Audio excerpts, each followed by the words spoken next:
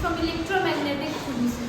ये topic HPSC PGT screening के लिए भी इम्पोर्टेंट है, एस्टेट पीजीटी फिजिक्स के लिए भी इम्पोर्टेंट है और एचपीएससी असिस्टेंट प्रोफेसर के लिए भी इम्पोर्टेंट है। तो बहुत इम्पोर्टेंट टॉपिक है हमारे पास इलेक्ट्रोमैग्नेटिक थ्योरी का। टॉपिक क्या है? Electromagnetic wave in a free space. कि जो हमारे पास इलेक्ट्रोमैग्नेटिक वेव होती है जो वो फ्री स्पेस में मूव करती है, तो उससे क्या क्या प्रॉपर्टीज एसोसिएट रहती है वो आज हम डिस्कस करेंगे। तो हमें पता है मैक्सवेल की 4 इक्वेशंस जो किसके इक्वल होती है? डाइवर्जेंस ऑफ ई किसके इक्वल होता है? Rho by epsilon naught. Rho is the free charge density. ये क्या है? Gauss law. सेकंड हमारे पास जो इक्वेशन है डाइवर्जेंस ऑफ बी वो किसके इक्वल होता है? 0 के। थर्ड हमारी जो मैक्सवेल इक्वेशन है वो क्या कहती है कि कर्ल ऑफ इलेक्ट्रिक फील्ड किसके इक्वल होता है? Minus of curly B by curly T. And the fourth and last one equation of the Maxwell that should be equal to curl of magnetic field vector B that should be equal to mu naught into JF that is free current density plus epsilon naught curly E by curly T. ये आपके पास क्या होता है? Ampere circuital law में हम पढ़ते हैं जो कर्ल ऑफ B है वो किसके इक्वल होता है? Mu naught JF plus epsilon naught curly E by curly T. तो ये मैक्सवेल की 4 इक्वेशंस हैं। अगर ये हमें क्या बताती है? कोई भी इलेक्ट्रोमैग्नेटिक वेव है जो क्या करके प्रोपोगेट कर रही है किसी भी मीडियम में या फिर फ्री स्पेस में, तो वो क्या होगी? ये चारों इक्वेशंस में बताते हैं हमें। फ्री स्पेस की अगर मैं बात करूँ, जब कोई भी फ्री स्पेस होगा या वैक्यूम होगा तो उस केस में क्या होता है? फ्री चार्ज डेंसिटी नहीं होती है, मतलब रो एफ पी क्या होगा? 0 और ना ही कोई करंट डेंसिटी होगी क्योंकि कोई इलेक्ट्रॉन ही नहीं है, फ्री नहीं है। हमें पता है ना करंट किसकी वजह से होता है? Due to free electrons. तो डेंसिटी भी किसकी वजह से है? तो फ्री इलेक्ट्रॉन्स। तो वो है ही नहीं तो क्या होगा? सब 0। तो इक्वेशन फर्स्ट किसमें इंट्रोड्यूस हो जाएगी? डाइवर्जेंस ऑफ E किसमें आ जाएगा? Divergence of E should B 0, divergence of B should B 0। अगर मैं फोर्थ इक्वेशन की बात करूं तो JFP क्या हो गया? 0। तो आपके पास इक्वेशन में क्या बनी? Mu naught epsilon naught curly E by curly T। ये आपके पास क्या बनी? 4 इक्वेशंस बनी। अगर मैं curl of the third equation ले लूं, curl of third equation third वो किसके इक्वल होगा? Curl of electric field should be equal to minus curly by curly T curl of B vector. इसकी वैल्यू हमारे पास है, हमें पुट कर देंगे। ये एक प्रॉपर्टी होती है। ये प्रॉपर्टी किसकी इक्वल है? जब आप किसी भी वेक्टर का कर्ल 2 बार कर लेते हैं तो क्या प्रॉपर्टी होगी आपके पास? Gradient of divergence of E। इसको बोलते हैं divergence of E। This should be gradient minus Laplacian operator, del square को बोलते हैं Laplacian operator of the electric field should be equal to minus curly by curly T. यहाँ पे value put कर देंगे that should be equal to mu naught epsilon naught curly E by curly T. तो net equation क्या बन जाएगी? ये हमेशा क्या होता है? 0। हमारे पास 2 कंपोनेंट होते हैं, एक तो ZD कंपोनेंट और एक CG component. Curl of gradient भी क्या होता है? 0। और आपके पास जो divergence of gradient of divergence भी होता है वो भी क्या होता है? 0। ये दोनों कंपोनेंट्स हमेशा क्या होते हैं? 0। तो ये प्रॉपर्टी अगर मैं यहाँ पे लगाऊं तो इक्वेशन क्या बनेगी? Del square E vector should be equal to, यहाँ पे माइनस आ जाएगा, माइनस से माइनस कैंसिल, इस साइड लाइन में क्या होगा? माइनस कर्ली, साइड लाइन में क्या होगा? Minus curly by curly T. क्या मैं लिख सकती हूँ? म्यू नॉट एप्सिलॉन नॉट बाहर लिख लिया और curly E by curl square E by curly T square. ये कैसी इक्वेशन बन गई है? This will be the second order differential equation, homogeneous second order differential equation. और इसका अगर मैं सॉल्यूशन लिखना चाहूँ तो इसका सॉल्यूशन क्या लिख सकते हैं हम? इसका सॉल्यूशन होगा E is equal to E naught E power iota K dot R minus omega T. ये हमारे पास क्या होगा? इस सेकंड ऑर्डर डिफरेंशियल इक्वेशन का सॉल्यूशन। ये तो मैंने सॉल्यूशन किसके टर्म में फाइंड आउट की है? इलेक्ट्रिक फील्ड वेक्टर की टर्म में फाइंड आउट की है। सिमिलरली अगर मैं मैग्नेटिक फील्ड वेक्टर बी की फॉर्म में करूँ तो बी किसके इक्वल होगा, B naught E power iota K dot R minus omega T. R क्या है, जो वेव प्रोपगेट कर रही है उसका पोजीशन वेक्टर, के क्या है जिस प्रोपगेशन वेक्टर से वो मूव कर रही है, ओमेगा क्या है उसकी फ्रीक्वेंसी और टी क्या है टाइम पीरियड। तो ये हमारे पास जनरल सॉल्यूशन बनेगा किस इक्वेशन का, जब आपकी इलेक्ट्रोमैग्नेटिक वेव किस में मूव कर रही है, फ्री स्पेस में। तो सॉल्यूशन क्या होगा, E is equal to E naught. E naught क्या है, उस इलेक्ट्रोमैग्नेटिक वेव की पीक वैल्यू, मतलब जो इलेक्ट्रिक वेक्टर है उसकी मैक्सिमम वैल्यू। तो E is equal to E naught E power iota K R minus omega T. अब हम क्या निकाल सकते हैं इस इक्वेशन से, E हमें पता चल गया। तो अगर मैं यहाँ पे क्या करना चाह रही हूँ कि जो आपका इलेक्ट्रिक फील्ड वेक्टर है वहाँ से मैं एक डेल ऑपरेटर फाइंड आउट करना चाह रही हूँ। अगर मैं फर्स्ट इक्वेशन से इसका क्या ले लूँ, डाइवर्जेंस, तो उस हिसाब से इसका डाइवर्जेंस किसके इक्वल होगा। डाइवर्जेंस का मतलब क्या होता है, किसी भी स्पेस कोऑर्डिनेट्स के साथ आप उसका क्या कर सकते हो, डेरिवेटिव कर सकते हो। डाइवर्जेंस का मतलब यही है ना, डेल को क्या लिख सकते हो, curly by curly X. Del should be equal to, अगर वन डायमेंशन में है तो करली एक्स, और अगर थ्री डायमेंशन में है तो curly X plus curly X, sorry curly by Y plus curly by curly Z. तो मान लेती हूँ कि मेरे पास जो इलेक्ट्रिक फील्ड का डाइवर्जेंस है, डाइवर्जेंस ऑफ ई, वो शुड बी किसके इक्वल आएगा, जो आपका स्पेस कोऑर्डिनेट्स है वो कंपोनेंट बाहर आ जाएगा। That should be equal to iota into E naught E power iota K dot R minus omega T. इसको मैं लिख सकती हूँ iota K into E, that should be equal to divergence of E. इसका मतलब इस डाइवर्जेंस ऑपरेटर या del operator को मैं किसके इक्वल लिख सकती हूँ, आयोटा के। ये एक इम्पॉर्टेंट रिजल्ट हमारे सामने आया है, इस डेल ऑपरेटर को आप किसके इक्वल लिख सकते हो, आयोटा के।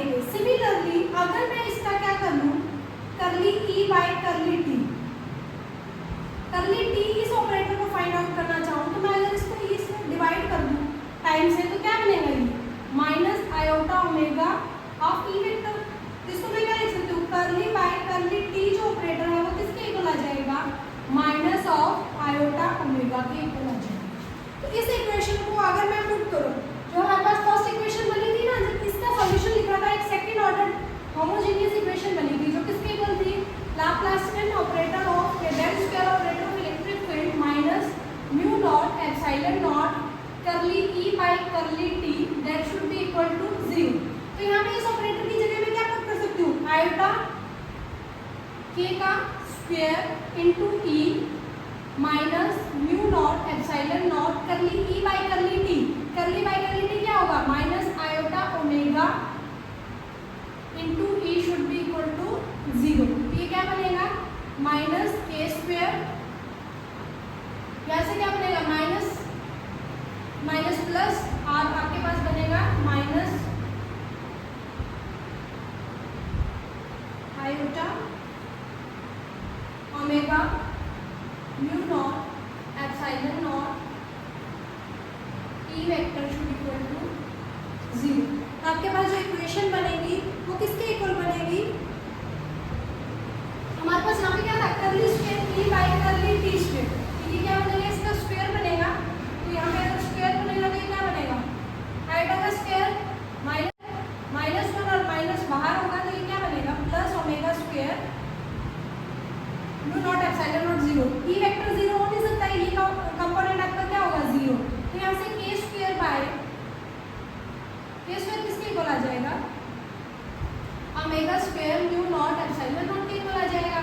यहाँ से ओमेगा बाय के की वैल्यू अगर मैं निकालूँ स्क्वायर की तो वो किसके इक्वल आ जाएगी, म्यू नॉट एप्सिलॉन नॉट, और ओमेगा बाय के किसके इक्वल आ गया, 1 by root of mu naught epsilon naught. इसी को ही बोलते हैं हम क्या, स्पीड ऑफ लाइट। इसी को ही बोलते हैं स्पीड ऑफ लाइट। जनरली हमें पता है जो रिफ्रैक्टिव इंडेक्स होता है वो क्या होता है, speed of light in medium v और speed of light in vacuum. और for free space refractive index किसके इक्वल होता है, 1 के इक्वल, तो v किसके इक्वल हो जाएगा, c के इक्वल हो जाएगा। इसका मतलब speed of light in vacuum ही क्या होती है, c, जो किसके इक्वल होगी, omega by k, that should be equal to 1 by root mu naught epsilon naught. ये क्वेश्चन पूछा गया था आपका पीजीटी स्क्रीनिंग में कि जो 1/√μ एप्सिलॉन नॉट है इसकी किसकी डायमेंशन है, ये किसकी डायमेंशन है, वेलोसिटी की। That should be anti inverse -1 statements दी थी, ये क्वेश्चन पूछा गया था, तो ये पॉइंट भी नोट करने वाला है कि आपकी जो स्पीड ऑफ लाइट है ω/k that should be equal to 1/√μ0/एप्सिलॉन नॉट। अब ये तो कुछ इंपॉर्टेंट कंसेप्ट्स हमारे पास हुए, इसके बाद एक इंपॉर्टेंट कंसेप्ट और हम इसमें डिस्कस करते हैं जिसपे बार बार क्वेश्चंस पूछे जाते हैं। वो क्या है कि आपके पास क्या है, गिवन होता है, हमने निकाल लिया डेल्टा ऑपरेटर। अगर मैं इस थर्ड इक्वेशन की बात करूं तो इसको क्या लिख सकते हैं, iota k cross e should be equal to minus curly by curly t, क्या होता था, minus of minus iota omega into t। तो यहाँ से आयोटा कैंसिल हो जाएगा, ये आयोटा माइनस माइनस क्या हो जाएगा, प्लस। तो अगर आपको b वेक्टर की डायरेक्शन निकालनी हो वो किसके इक्वल आएगी, k cross e over omega. अगर मान लो कोई भी आपके पास एक क्वेश्चन दिया हुआ है, फॉर एग्जांपल मैं डिस्कस कर रही हूँ कि एक इलेक्ट्रिक फील्ड वेक्टर दिया हुआ है, वो किसके इक्वल दिया हुआ है, e power iota kz minus omega t। ये आपके पास क्या कर रहा है कि इलेक्ट्रिक फील्ड वेक्टर है वो ये गिवन है, और आपको पता होना चाहिए कि इसमें k वेक्टर क्या होगा, और हमें फाइंड आउट करना है कि जो आपका मैग्नेटिक फील्ड होगा वो किस डायरेक्शन में होगा, मतलब उसकी डायरेक्शन को हमें क्या करना है, फाइंड आउट करना है। मैग्नीट्यूड भी पूछा है मैंने, सिर्फ डायरेक्शन। ई वेक्टर अगर आपको पता है तो kz माइनस ओमेगा t, इसका मतलब ये आई कैप डायरेक्शन में मूव कर रहा है आपका इलेक्ट्रिक वेक्टर, तो kz क्या है, प्रोपगेशन वेक्टर। kz क्या है, प्रोपगेशन वेक्टर, तो इसकी डायरेक्शन क्या होगी, kz is equal to omega t, क्योंकि टाइम हमेशा क्या होता है, पॉजिटिव। तो प्रोपगेशन वेक्टर किस डायरेक्शन में मूव कर रहा है, z डायरेक्शन में, और z डायरेक्शन को क्या लिख सकते हो आप, k डायरेक्शन। तो मतलब जो आपका प्रोपगेशन वेक्टर है वो किस डायरेक्शन में मूव कर रहा है, k डायरेक्शन में मूव कर रहा है या z डायरेक्शन में मूव कर रहा है। इलेक्ट्रिक फील्ड किस डायरेक्शन में मूव कर रहा है, जो आपके पास x एक्सिस है, मतलब i एक्सिस में मूव कर रहा है ओवर ओमेगा। तो k क्रॉस i क्या होता है, पॉजिटिव j।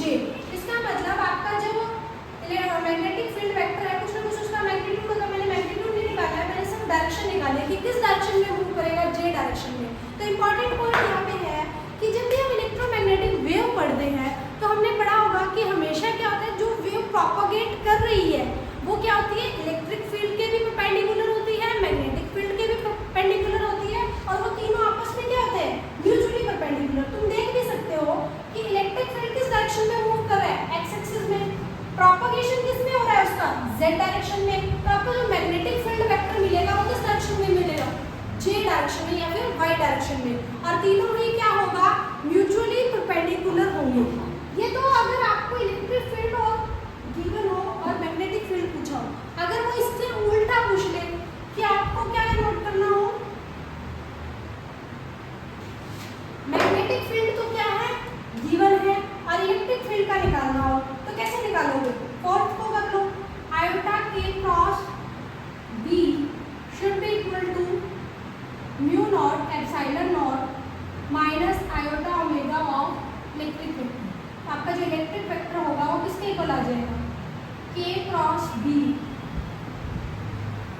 और μ0 एप्सिलॉन नॉट ओमेगा, है ना, और नेगेटिव साइन भी आएगा, आई से आई का टुकड़ा। तो आपके इलेक्ट्रिक फील्ड वेक्टर की वैल्यू जो होगी वो इस हिसाब से निकाली जाएगी।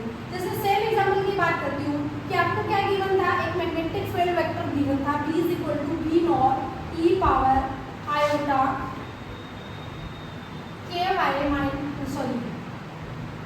kz minus omega t of j cap direction में। मतलब जो b वेक्टर था वो किस डायरेक्शन में था, y डायरेक्शन में था, और जो k प्रोपगेशन वेक्टर है वो किस डायरेक्शन में है, z डायरेक्शन में है।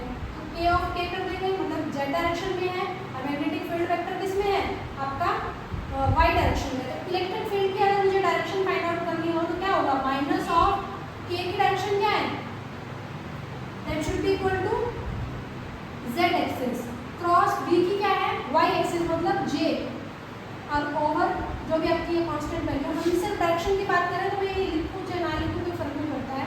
तो डायरेक्शन क्या होगा, k क्रॉस j, क्या होता है k cross j, minus i,